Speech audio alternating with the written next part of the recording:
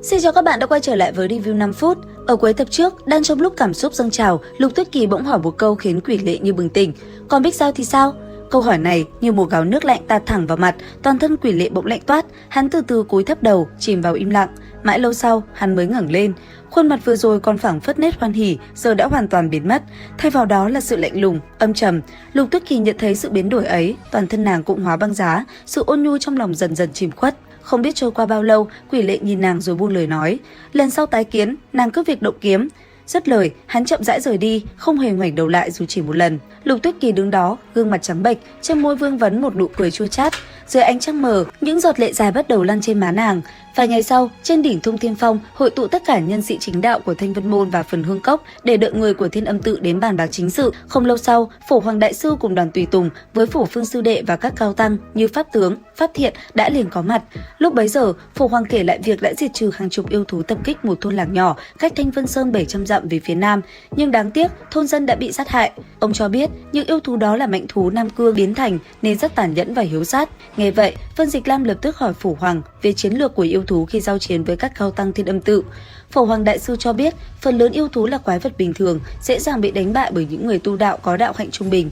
Ở bên cạnh, Lý Tuân cũng báo cáo thêm rằng yêu thú lần này rất đông đảo, đa phần là mãnh thú biến dạng, hung dữ hơn nhiều và còn có những yêu thú đặc biệt không rõ lai lịch, đạo pháp vô cùng cao cường. Không chỉ vậy, Lý Tuân cũng đề cập đến truyền thuyết thú thần có khả năng thao túng vô số yêu vật. Đây là một nhân vật cực kỳ mạnh mẽ. Một lời này khiến không khí xung quanh trở nên trầm mặc. Ở phía đối diện, Vân Dịch Lam thở dài, ông cho rằng suy nghĩ nhiều cũng vô ích, tốt hơn hết bây giờ nên bàn cách chống lại yêu nghiệt. Đạo Huyền chân nhân đồng ý, vậy là mọi người đi vào trong từ đường tiếp tục bàn bạc. Cũng trong lúc này bên phía ma giáo, một cuộc họp cũng liền diễn ra. Hôm nay có một vị khách đặc biệt đến tham gia, ông ta chính là Thương Tùng đạo nhân, kẻ cấu kết với ma giáo, phản bội Thanh Vân Môn 10 năm trước. Ngay khi tất cả đã an vị, Thương Tùng mang đến một tin động trời rằng Vạn Độc Môn, môn chủ độc thần 3 ngày trước đã qua đời. Tin tức này như tiếng sấm giữa trời quang, khiến Quỷ Vương cũng phải biến sắc, nên biết rằng độc thần là đối thủ mà Quỷ Vương kiêng dè nhất. Sự ra đi đột ngột của ông ta là điều không ai ngờ tới. Trong buổi hội nghị, tuy miệng nói lời tiếc thương, nhưng nét cười trên môi Quỷ Vương không hề vơi đi. Đây quả thực là một tin rất tốt đối với ông. Tiếp theo, Thương Tùng giải thích rằng tin tức vẫn chưa lộ ra ngoài, phía các đệ tử Vạn Độc Môn đang tranh giành ngôi vị môn chủ. Ông ta cũng bày tỏ ý muốn nâng nhiều Quỷ Vương tông. Nghe vậy, Quỷ Vương lập tức đồng ý và hứa sẽ đối đãi Thương Tùng trọng hậu. Nhân tiện, Quỷ Vương không kìm được tò mò mà hỏi Thương Tùng xem ai có khả năng kế thừa chức trưởng môn Vạn Độc Môn nhất. Thương Tùng suy nghĩ một lúc rồi đáp, Tần Vô Viêm tuy còn ít tuổi nhưng mưu cơ thâm trầm, lại được chân truyền của độc thần. Chỉ có điều, vài tháng trước tại Tây Phương Tử Trạch bị Quỷ Lệ đả thương, công lực chưa hồi phục nên mới bị các sư huynh tranh giành chức vị. Nghe đến Quỷ Lệ, ánh mắt Quỷ Vương đột nhiên sáng lên đều hung hãn, khiến Thương Tùng giật mình.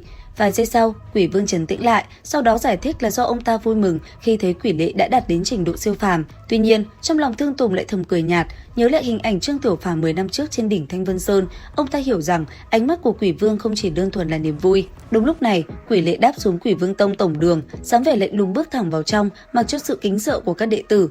Ánh mắt Quỷ Lệ và Thương Tùng chạm nhau, như thể 10 năm chưa từng trôi qua, bao nhiêu ân án xưa cũ dồn nén. Quỷ Vương phải lên tiếng phá vỡ bầu không khí căng thẳng, mời mọi người ngồi xuống. Tiếp tục cuộc họp, Quỷ Vương vui mừng cho rằng đây là cơ hội để thống nhất thánh giáo và không quên ghi công cho Quỷ Lệ đã đả thương Tần Vô Viêm ở Tử Trạch, góp phần gây ra cục diện hỗn loạn này.